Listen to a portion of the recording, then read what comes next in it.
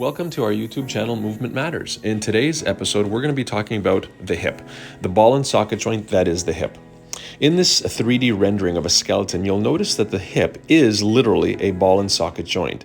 So what does that tell us? It tells us that it's got many degrees of range of motion, not just very linear. A lot of times we think the hip is basically a linear joint going front and back because of the stuff that we do on a regular basis, i.e. walking, skiing, biking, but it has many degrees of range of motion.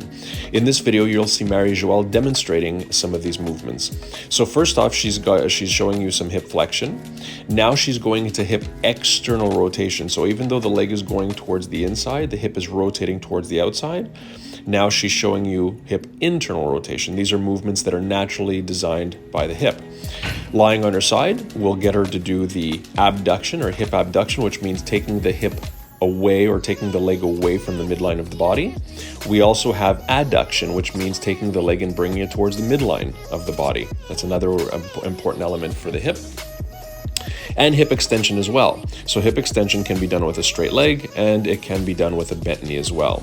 So these are the 6 ranges of motion that the hip has, and we're going to be going through some extra exercises in coming videos demonstrating all movements that are necessary in the hip. Thank you very much.